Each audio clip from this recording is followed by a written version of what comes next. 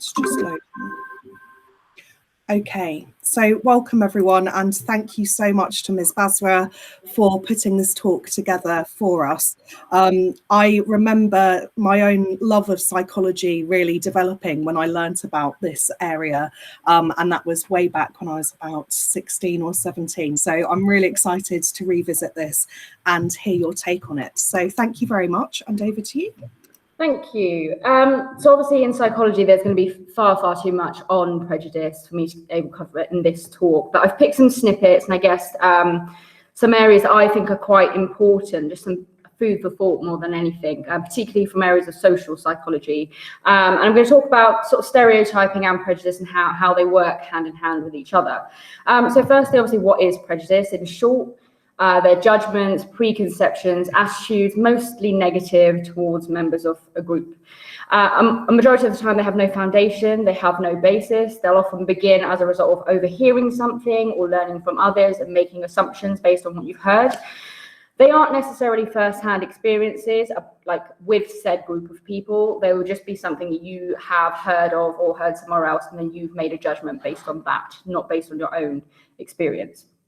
Some types of prejudice are these ones, obviously not limited to these ones. Some of the common ones are listed here, obviously racism, sexism, homophobia, and so forth. Obviously, to some of us, it might seem quite obvious why some of these prejudices or stereotypes exist. But do we actually ever stop to think about why we hold such beliefs or why we believe the things that we do? Do we have a self-check and think, okay, I have this belief or this stereotype, prejudice about X group of people, but where has it actually come from? Honestly, I don't think we do very often. I feel like as humans, we rush into believing things and categorizing things, and we just move on with our lives, carrying on believing those things, rather than actually sitting down, having a think, actually, why did I think that in the first place? And so I guess it's something I'm going to cover within this. Some important things to note, obviously, are the effects of prejudice. So these are obviously only a few of them. Can be isolating, can be detrimental to one's mental health. But one of the biggest things is that those who experience prejudice can be massively limited to their opportunities. They might not get approval in their relationships or in their friendships. They might not be as popular as other people. They may not get equal rights due to a certain group that they belong to, or such as privileges and so forth. They may not get a job over somebody else because of the group that they belong to, because of their race, because of their age, because of having things like tattoos. And things like tattoos, I guess it's such a basic thing, but people have stereotypes. Can have stereotypes against people who have tattoos and have sort of that belief that someone with tattoos who's covered in tattoos is aggressive, or they might have been to prison or so forth. I have tattoos myself, and I've always felt really conscious in job interviews, even from when I was younger. And I've always made every effort to cover them up for any interview that I've been to. That's like wearing bracelets, wearing watches, long sleeve clothing, because I'm aware of some of those stereotypes that can happen in the workplace. I have a family member who kept getting rejected from jobs, given he had a tattoo on his hand, but it was nothing to do with his character or his expertise or, you know, the experience that he had. Something as basic as that can be detrimental to someone's future or their jobs or the opportunities that they have. That leads nicely onto this. These are some pictures that I use in my Year 11 Taster Day. Every year I run a Taster Day on psychology. I show them this and I ask them who they think is most likely to have been convicted for a crime. 90% of them without fail will say the man on the left, the one who's covered in tattoos. This man is famous because I think he's got a Guinness World Record for being 99% covered in tattoos, but he is absolutely not a criminal. He's a tattoo artist. The woman on the right, however, is a criminal. But there's nothing about her that we would say that would jump out over this man to choose she would be the criminal, obviously because of stereotypes and what we believe about certain people. Also, as an introduction to psychology, I often ask pupils to draw what they think a nurse looks like and what they think a police officer looks like. And again, at least 80% of them will draw a woman as the nurse and the man as the police officer. And you sort of ask them why, and they haven't actually thought about it until you've asked them why did they do that. Well, they'll say because men are more powerful and they're stronger, women are nurturing and they're caring. which might be true in some cases, but we forget that that's not true for all cases. And actually, especially now, we can't assume that that will be the case for nurses, police officers, and so on. So why do we have stereotypes or prejudices? So simply, as humans, like I mentioned earlier on, we have a tendency to categorize everything. We want to make sense of the world. Everything is too complicated in this world. We are inundated with information all the time. We learn new things every day. We meet new people every day. And actually, if we categorize everything really quickly, we can interact and react quicker. But because of that, we make mistakes. And some of those mistakes are prejudices or stereotyping. These are known as mental mistakes. We have something which is called a schema. It's not visible per se, but it's this mental framework that we have which allows us to make sense of the world. The schema takes basically all of our experiences in life, and then in future, based on those experiences, we know what to do. That's why when we meet certain types of people or groups of people, we instantly put them in a category. We have to fit them somewhere. And that might be under a judgment that is quite negative. And we'll do that and then we'll move on, because that's the easiest way for us to categorize, understand that group of person, and then move on from it. But that will obviously lead to other things such as discrimination, unequal rights, and so forth. So the main theory that we look at in psychology for prejudice is the social identity theory by Tajfel and Turner. They argued that a person's self-concept or their self-identity is made up of several social selves, and those correspond to group memberships. According to the theory, who we are and knowing our value in social context is really, really important to us. That's why we categorize ourselves and we categorize other people. So for me, I'm a teacher, I'm British, I'm a Sikh, I'm a sister, I'm a daughter, I'm a gym goer, all of those things. All of that makes up my social identity. If I said that I played football and my team won a game, I don't play football, by the way, but if I did, that would boost my self-esteem, both because I've made a personal achievement by winning a game, but also I feel successful because I'm part of a group that's done really well. And that's going to make me actually belittle the other group potentially, or make myself feel bigger than the other group because they lost. Not in all cases, but this is how prejudice will come about to begin with. So in short, social identity is a person's sense of who they are based on their group memberships, and examples here. To this theory, there are 4 stages. So social categorization, identification, comparison, leading to positive distinctiveness. So social categorization, this is simply the process of putting ourselves or classifying ourselves into groups based on our characteristics. So nationality, age, occupation, might just be hobbies or other traits. We've got similar personalities.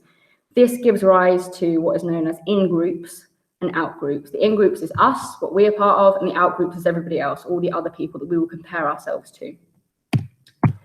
Then we have social identification. So once you've decided that you've categorized yourself into a group, you will take on the beliefs, attitudes, or the way that group acts, and that will become part of your personality as well. And then we have social comparison, which is where prejudice can happen the most. So once we categorize ourselves into us and them, we're always going to want to compare ourselves to other groups or other people. And that might be more explicit in some cases, for example, in a football game. But in other cases, it might just be year groups, or it might be more subtle, like you are a certain type of person, you are a leader, whereas this person isn't a leader, so forth. That's when social comparison is a little bit more of a blurred line. But for example, at football games, if your team has won the game, you're more likely to wear a t-shirt with their crest on it, or a scarf, and if they've lost, you're likely to cover that up because you don't want to experience any stereotyping, prejudice, aggressiveness like can be seen at football games, for example. All of this is to lead to what is known as positive distinctiveness. This is basically, as humans, we seek a quest for positive distinctiveness. We seek to be distinct from other people, to be part of a group that is much better than other people, and we will maximize our differences and exaggerate how much better we are, even subconsciously sometimes. And Tajfel and Turner say that the mere existence of these two identifiable groups is enough to cause prejudice and intergroup conflict, because we will start to think we are us, they're them, they're like me or not like me, and that will cause the stereotypes and the conflicts between the groups. Social norms are obviously a really important part of this theory as well. Social norms are obviously unwritten rules that are socially acceptable or desirable in certain groups. They tell us what we should or shouldn't be doing. So, for example, in school, you come in your uniform, you go to your classroom, you sit down, you learn, and so forth. That is a social norm within school. If you break that, it's likely that you will be frowned upon, or people will think that it's odd or abnormal and so forth. So you do it because you feel like you belong if you do what are the social norms, even if you don't necessarily believe in them. An example of how social norms can cause prejudice is this study from 1952. Obviously, it's a long time ago, but at the time, racism was still quite prevalent.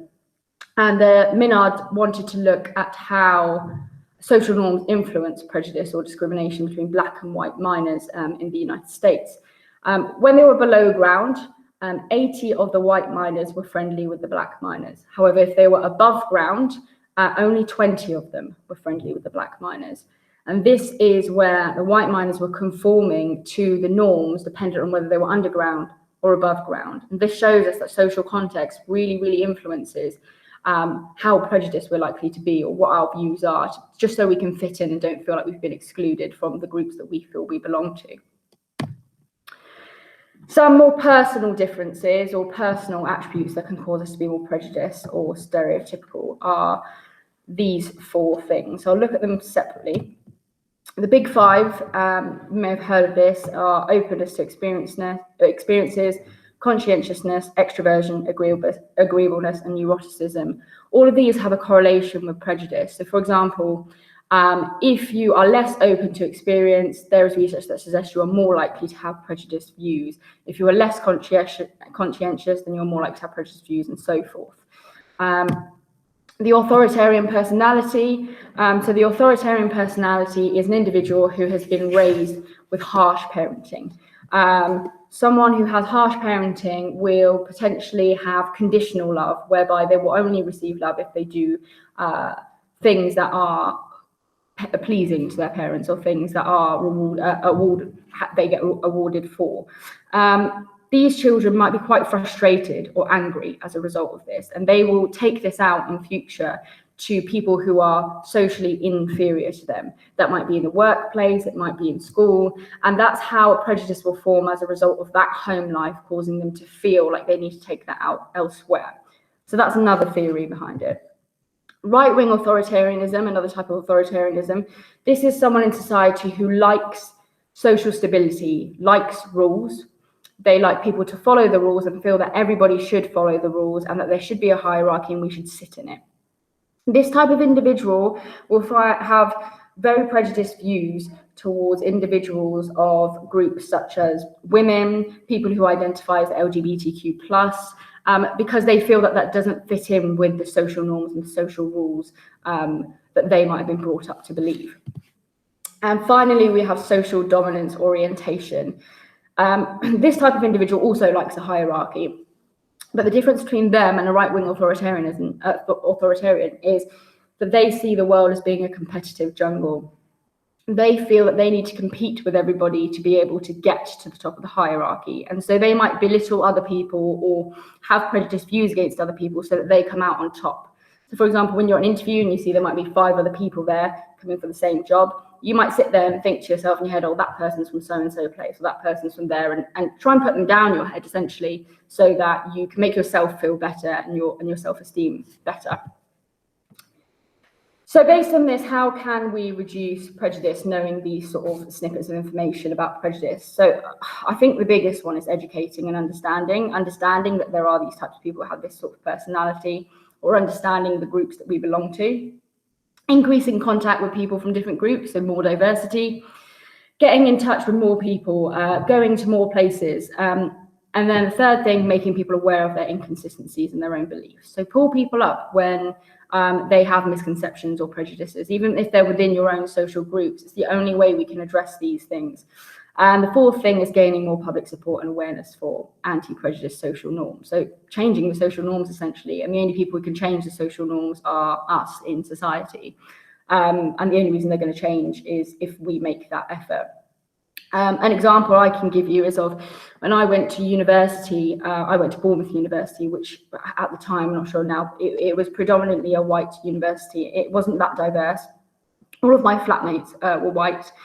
A couple of weeks in, I went into the main flat kitchen and they all went really quiet and super awkward. They were cooking breakfast and I sort of asked them what was wrong. And they apologized to me because they were cooking bacon and sausages and so forth. And I asked why they apologized. And they sort of went really quiet and awkward again. And I asked them, do you think it's to do with my religion? And they said, well, yeah, aren't you a Muslim? And they had assumed that based on the color of my skin. But I am in fact Sikh, and I explained that to them, and that wasn't against my religion. And they had never heard of Sikhism before, which actually for me was quite shocking. But they obviously lived in an area where they had never approached somebody who was of Sikh background. And then I taught them about it, educated them about it, and they never they were completely fine with me after that, and they cooked me breakfast after that as well. So it was great, but it was really good to be able to teach them and educate them on those things. If you have or would like to read anything more on this, so these are some sources or good reads and things that I used here. You can also do the personality test on the Big Five on right-wing authoritarianism, social dominance is online, and authoritarianism. Don't take them to heart though, because some of them are a little bit inaccurate and they're quite dated, but it's quite interesting to see what your score comes out and reading, and have a little bit of a self check as well.